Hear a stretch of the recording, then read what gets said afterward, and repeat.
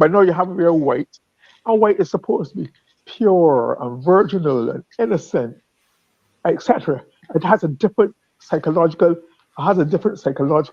connotation altogether, right? Um, and therefore, yeah, white is supposed to be purity, perfection, Mm-hmm. honesty, cleanliness. Yes. That's why, right? Those are the things that white are supposed to represent. And so I can only think that that it is demonstrated in the thinking. It's been going on for so long. It cannot be an accident that on the biggest day of your conference, you appear in white. When you have mandated or made have that all virtually all others except the people in your entourage were red, and you come in white. What does it tell you? You do not identify with the color of the working class, of the masses, etc. It's akin to what happened at United Nations. You mentioned it again when she has not been wearing the Barbados symbol, the Barbados flag, the Barbados colors. Don't you identify with these symbols? How could you, as Prime Minister, abandon those colors for something over which you have no control with whatsoever the United Nations warranty? Those are just slogans and labels. Barbados is a real living country with people with ambitions and goals and objectives that want to live and survive and thrive and advance. Those are the things that you should be seeing to perpetuate and work. So therefore, I think that that's why I chose the topic. Why is not right. It cannot be right that all other persons around the party be decked in red from head to toe in shoes, etc. And you wear white. What does it tell you? How do you explain it? There were some splashes of red in her scarf. Mm-hmm. And Martin, I would like both you and Marcia to try to this idea of a scarf, wearing a scarf. It I has come into vogue when with the prime minister. And I see some purpose around her party. Even some male members of her party are starting to wear scarf. To me, when you look at when you investigate it, it's supposed to represent leadership or seniority or something in certain cultures. To me, when you have a nice tailored suit or a nice tailored dress, it only destroys the creativity. What does it represent in the Barbadian culture? Or is it just another thing that we are importing, adopting from other cultures, and it does not resonate in the Barbadians? I You all, if you can I explain that to I me, please. I first of all, it is a stylish thing for some people, but the scarves that people wear as part of a fashion kind of thing, they usually wrap them in and tie them in different. Only this morning I commented to a young lady at church. She had on this scarf tied, in a nice bow, and they do them in rosettes and whatever. Every time I see the prime minister in hers, I call it her security blanket. Children sometimes drag around a, a, their blanket, and uh, it, I don't know. It just, but there are other people put some other meanings to it. So I will call it a security blanket. It just does not. I can't explain it because it isn't done in. I mean, sometimes people do it to accentuate. Some people carry scarves because for example, the areas are warm, but they may have them on their handbag. So, for example, not warm, cold. You go into a conference and it's kind of chilly, so you may have a scarf on your handbag, or in your handbag. You take it out and you put it on and you warm yourself up. Um, but I look at those and I ask myself, it is not. Well, I can't. It does not appear to be. I don't want to be categorical that it is a fashion statement, but I call it her security blanket. Yeah. They don't look appealing to me. To me, they don't add anything to your attire. Yeah. To me, And obstruct it and anything. Well, confuses it. can I just say something here that Sure. Barbadians would remember, and again, I could be wrong, and if I'm wrong, it's okay. I'll come and say, I'm sorry, but I started to look at that scarf and to see when the prime minister started wearing the scarf. And somebody might say, "Why you guys? You're being petty. You're talking about a scarf." But listen, the scarf in my based on what I have seen, and somebody could go and check it out. Um, became prominent and started to happen after her trip to Ghana. So people associate the trip to Ghana was when they buried the flag and then they took it back out. Okay, everybody remember that. But also it is in Ghana. My recollection is when the scarf when because if you look, a lot of the chiefs they would wear a scarf like that, and that it started in Ghana. What I when she came back from Ghana, what I would like to also say is that I believe that even just listening to Mr. Murray, that the wearing of white and with that red scarf, I believe that it seemed very priestly to me. My perception, this is my opinion. It seems very priestly. It seems very religious. In a lot of religions, the way she dresses is what a high priestess would wear. It's just my view on it when I see it. That's what comes off to me from the picture. Even the way the whole thing was set up, it seemed very spiritual, very ritualistic. There was something ritualistic about it. That's just my view on it. You know, taking the scarf by itself, as Ms. McLean says, it might be a fashion statement. It might be a cultural thing that she picked up from Ghana. But putting it in the context of the annual conference and what she was wearing, considering that red is a color, and they went as far as it's alleged that they painted the whole floor red. Why would the leader be in a white gown? You know, it's very interesting. That looks to me like a high priestess. This is not. There is something about this dress to me, or the way the dress is, that says to me something that is ritualistic, something that is somebody says it's almost like a messianic complex. It's a savior, Yeah. and it's interesting. It's an I, interesting. I'm glad you said that, because the Prime Minister has adopted a persona as the mother of the country. Maybe she has defined herself as the chieftain or whatever it is. So she must take on this, adopt this African persona or style to make your point. She speaks to us in condescending terms, as though things that we knew of a lot years ago, born here, as though they're original. She's telling us things you don't know.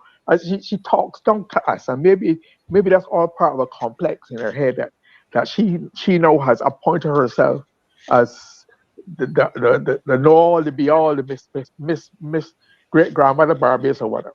But let me just look at that. If you look at that picture, when I look at that picture, I was quite offended. Maxine, look very close to see where the flag is in relation to the logo at the back. The flag is overpowered by the logo. Not right. The flag is too close to them. It should have been more distance to separate the two. It's too politically dominated. The flag always stands by itself or with others at a particular point to get the point of reference. Am I right, Maxine? Yes, and in fact, when you look at even though it's not, it looks like it's almost on the touching the floor. You see, because if you look at the broken trident, as you said, in relation to the broken trident is somewhere halfway down the podium, and then you have this huge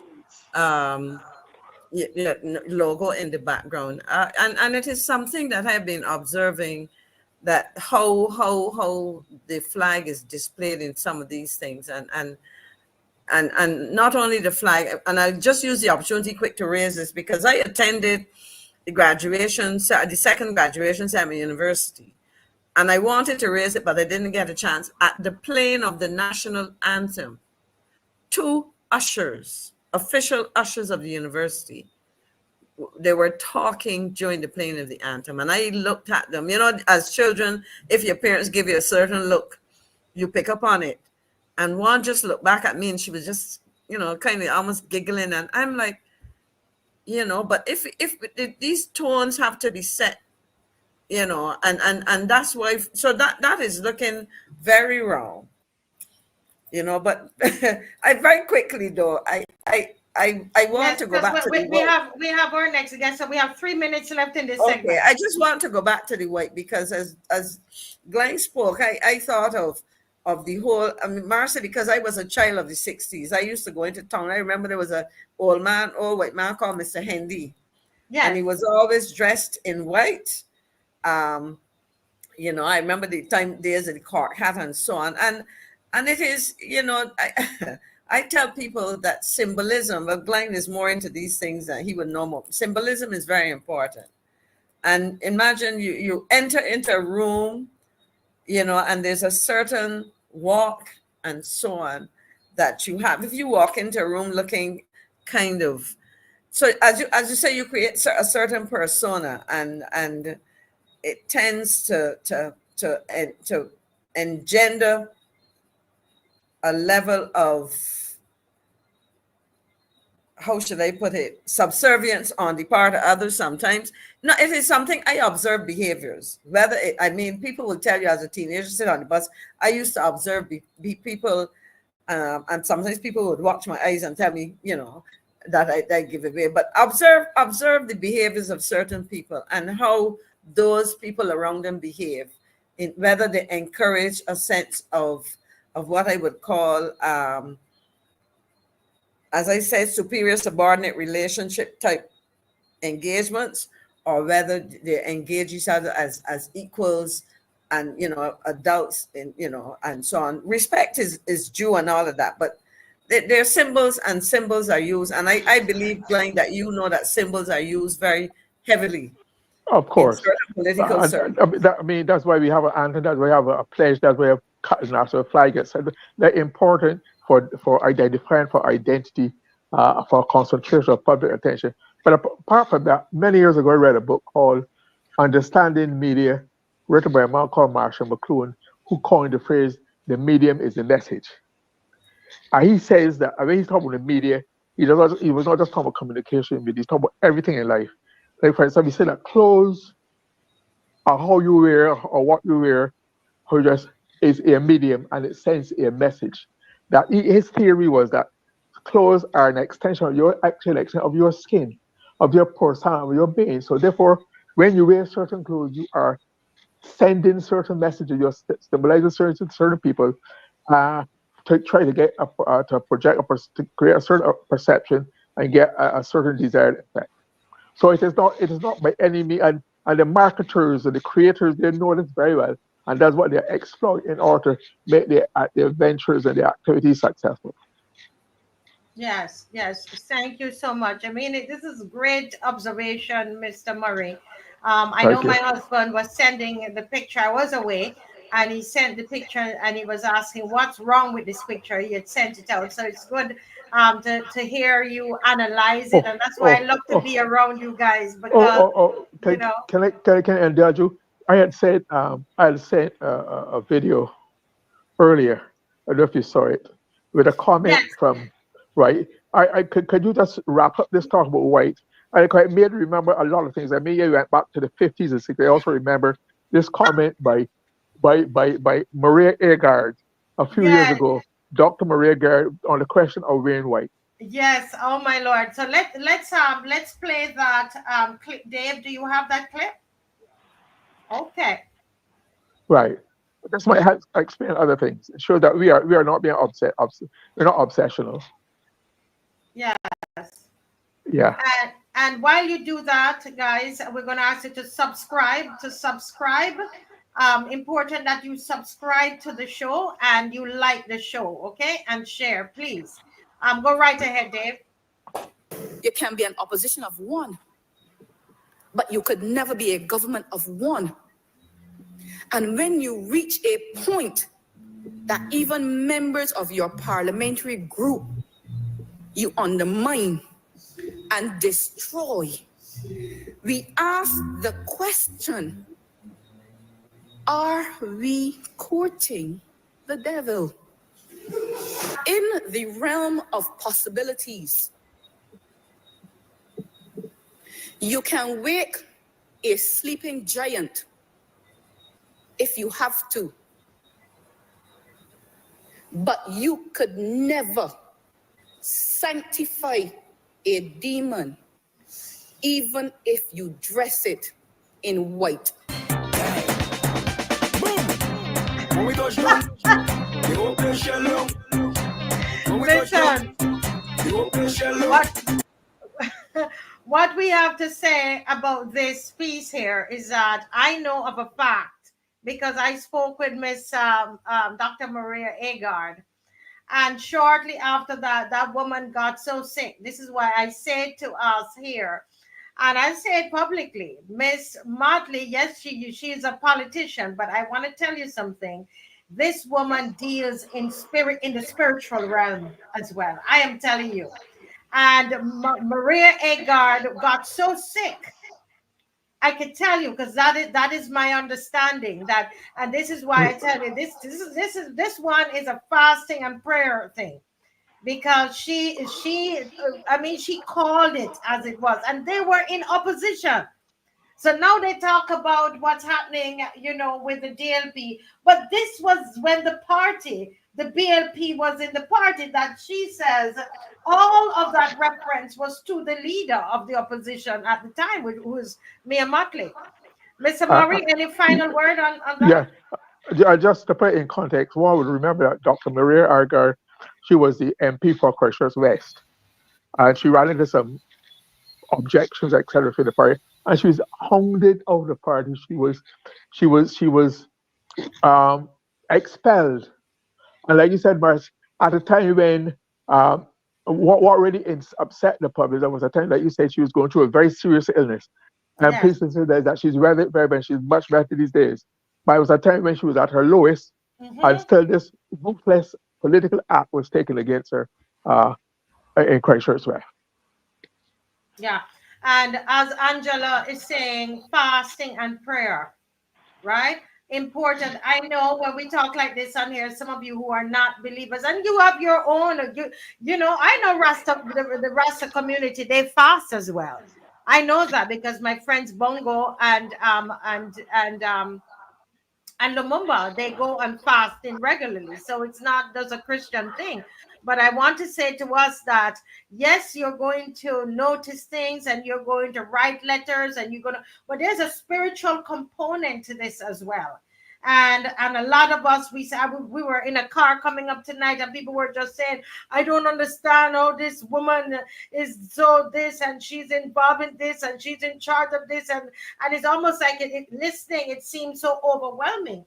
But when you start to fast and pray about something, I tell you, it becomes so small. And so all of those who are praying and know how to pray and know how to fast, this is the time that you should do that. I want to say to you that a lot has been released over this country during that annual conference. That's just my belief. You might not agree, but it's my opinion. I don't have any proof to give you more than I can tell you that I feel it spiritually. And there's a lot that has been released here. And the powers that we're dealing with, Mr. Murray, it's not just in the natural, but there's a spiritual element to it. I see Mr. John Knox is there, but I think he's waiting to get his other screen up. Right, Mr. John Knox? Give me thumbs up if you're ready. Give me a thumbs up if you're ready. He's not ready yet. He's trying to get, he had everything all set there, but then seem to have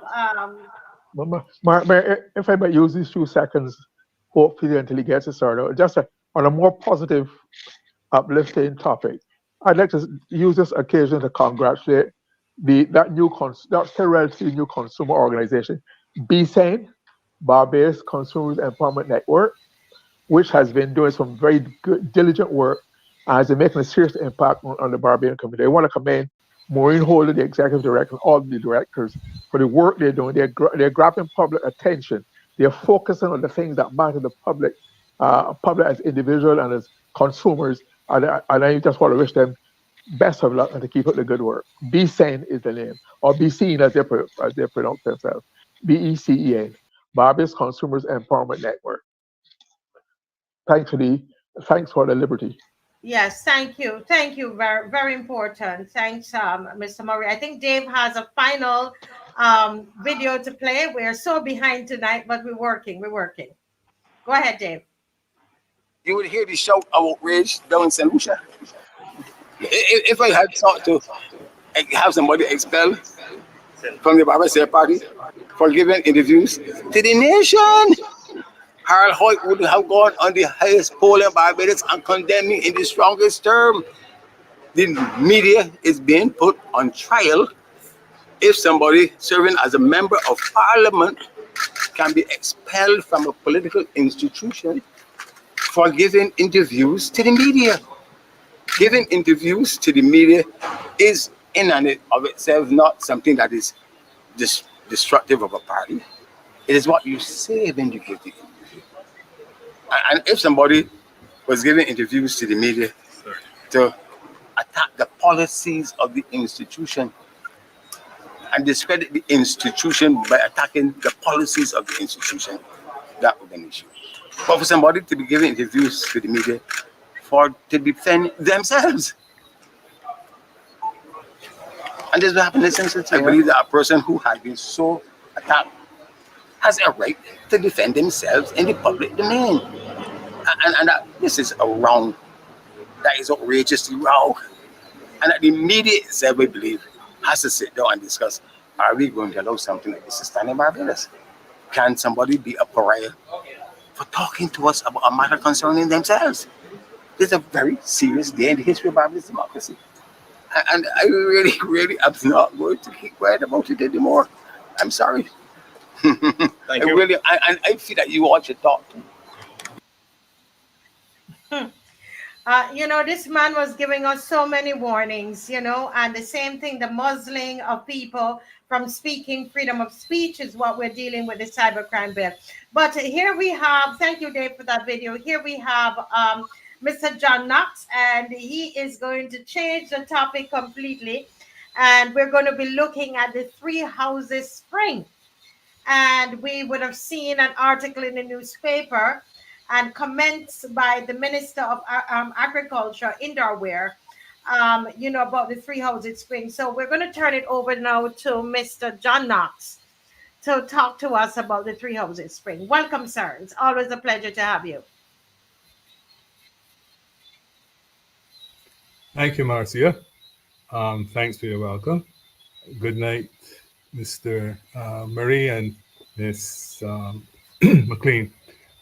Hi, good night. Saw the article. I saw the article in the press. Actually, you sent it to me. Now, let me see if I can get it to come up here and just say what it is. Right, we can get it up for you. We can get it up for you. Okay. Yeah, we're gonna get it up. Keep going. We're gonna work on it. Ooh. Okay. I don't want you to lose your stuff. So what happens here is that tests on the water at Three Houses Spring were carried out. Mm-hmm. The water is obviously water that flows from the head of the spring all the way down to Brown's Pond. Right. The tests that were carried out showed that somebody was diverting animal waste from a pig pen or something into the stream. Okay, first of all, this stream is not part of the public water supply, but it was part of the supply for St. Philip. So you can see here, like the spring has not only been the source of we're not seeing your screen anymore. We're not seeing your screen at all. Oh boy. So let me go back here again. Yes. While you do that, we're asking everybody to share.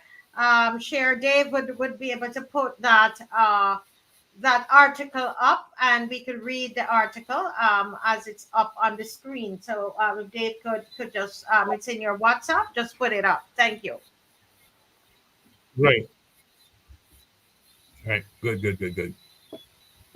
Okay, so we're trying, just bear with us because we want to see everything properly, and as soon as we get it up, we will put it up. Okay, but this is the article here on the screen.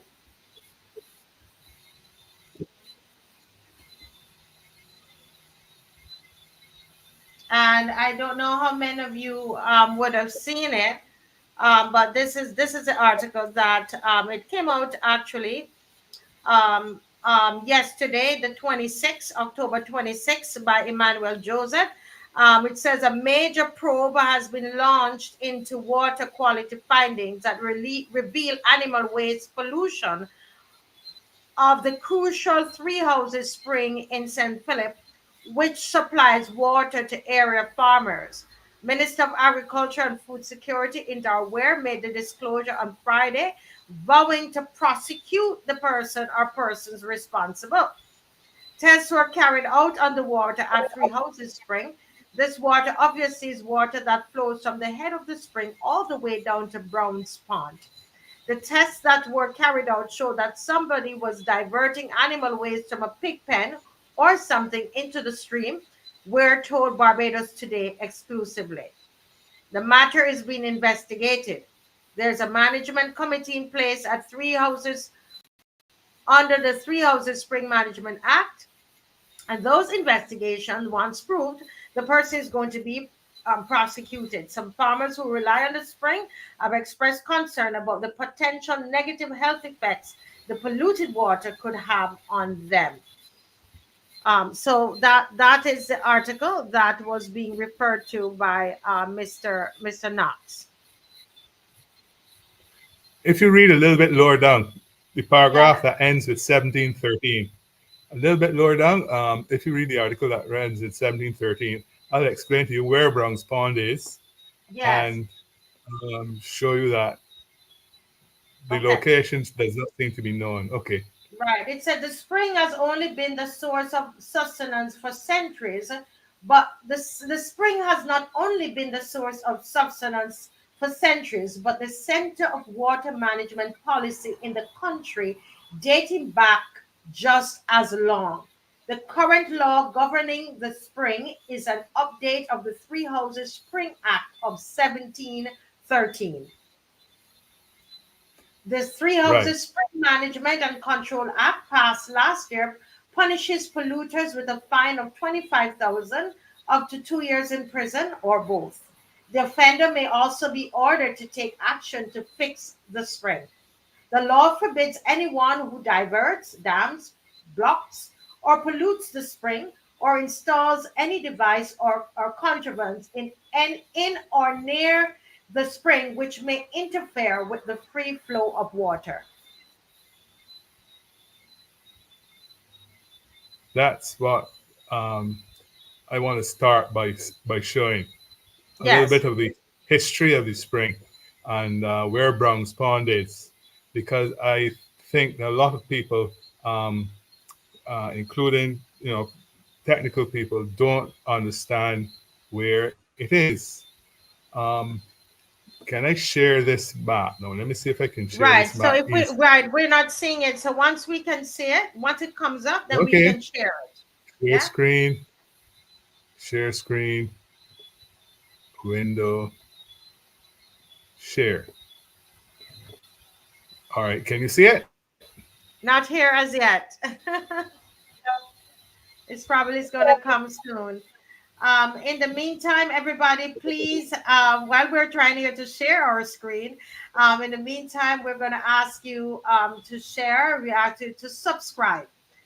We noticed that we are sharing a lot, but we're not subscribing enough, okay? So we need to subscribe so that you can always know that we are on. Okay, yes, go right ahead. You are doing that now.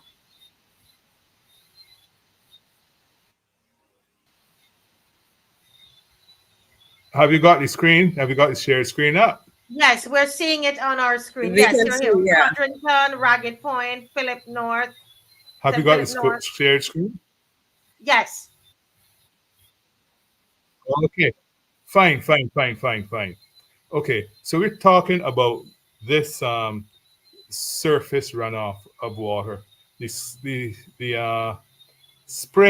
the head of the spring is somewhere in this area here, close to Three Houses Factory.